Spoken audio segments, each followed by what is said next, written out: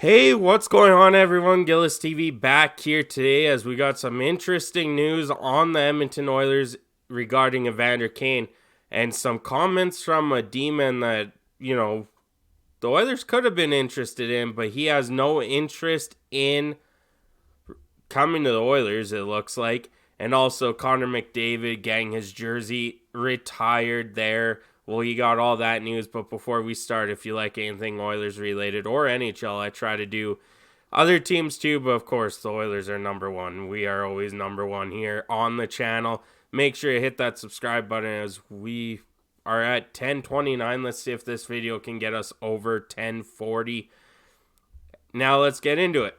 So, interesting news on Evander Kane today. He did have surgery on his knee yesterday. He did speak to the media, said it wasn't anything major. It was just something in his leg that they saw when he did his abdominal scan there. They saw it in his leg. He got it done yesterday after seeing a specialist.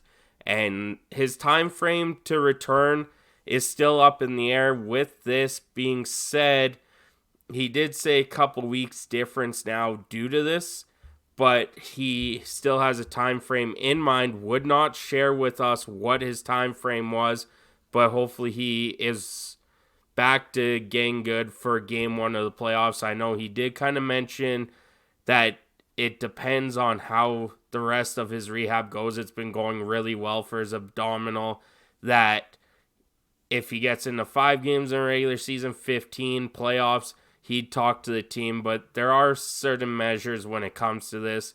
With him not even being on skates yet, I see the Oilers saying, hey, go down to Bakersfield for a rehab assignment, get your skates underneath you, come practice with us, and do all that stuff. Get him into game speed, because you don't want Evander Kane coming back and he's not in game speed, especially if it is for game one of the Stanley Cup playoffs.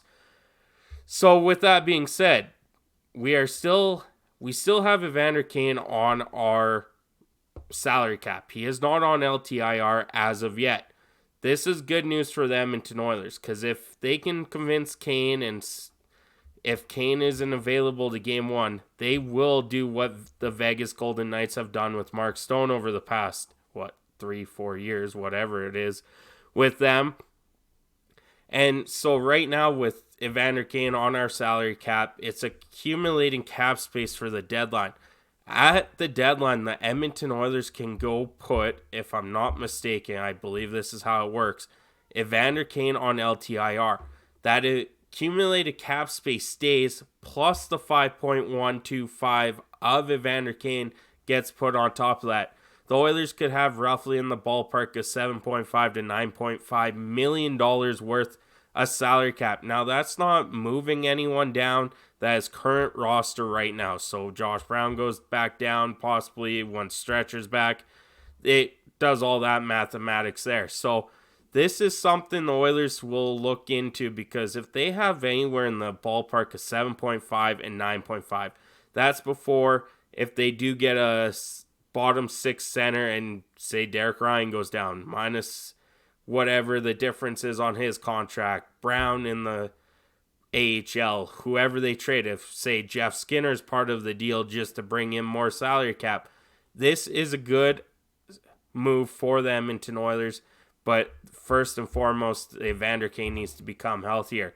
Now, let's get into the juicy stuff. I was just scrolling through Instagram, came across Sportsnet, and Rasmus Andersson had some choice words for the Edmonton Oilers and the Vancouver Canucks. Of course, Rasmus Andersson, I thought maybe was the trade target earlier in the year. Same with a couple insiders. That died down, and he came out and said he hates the Canucks, he hates the Oilers. That's just the way he is. He has no interest in joining them. And I get it. Out of the 3 teams, the one you're on and the 2 you hate, the one you're on is worse than the other 2. So, of course, you're going to hate them because they're just better than you. That's how life works. And so, Rasmus Andersson to the Oilers may not happen. It may still happen. We never know with Stan Bowman and what the Oilers will do if they are looking for a right-handed shot defenseman for the right side, and so on and so forth. That will be another video another day. I'm not getting into that. I just thought it was kind of funny that Rasmus Anderson says they hate the Canucks and the Oilers, and yeah, you're below the Oilers every single year they knocked you out of the playoffs. Yeah, of course you're going to hate them because they're better than you. That's just how the world works, right? But other than that, Connor McDavid not on the ice. I know I had some comments on my videos. Hey, McDavid's not on ice. What's happening? He has a jersey retirement in Erie tonight. They are retiring his jersey. So he is in Erie. He wasn't on the ice for practice today. He will be back for the game tomorrow. Lineups, of course, look a bit different. I think they had RNH with Hyman and Jeff Skinner on one of the lines running that just because the vacancy of Connor McDavid. But he is okay. He's just going to celebrate a jersey retirement. So congrats to Connor McDavid on that.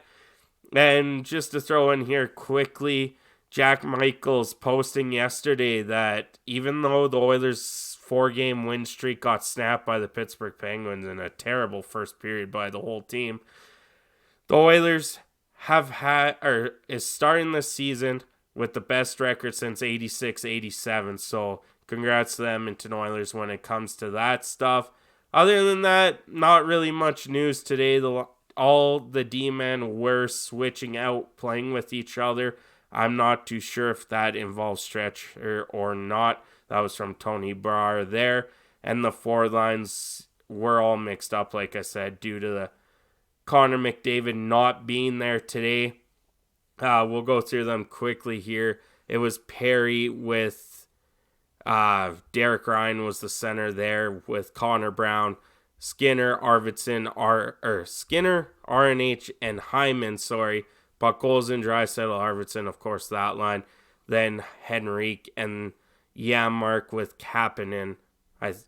Kapanen, and then they switched a bit where Brown was with Henrique and Janmark and Kapanen was on that fourth line.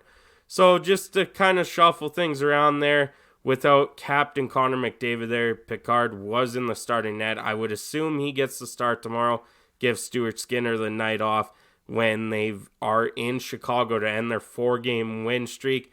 But thank you so much for tuning in. Like I said, if you're new to the channel, like anything Oilers related, make sure to hit that subscribe button. Of course, if you go into my videos a bit deeper, I do not post any other team, or I do post any other team. They just don't get notified to you. I turn that off.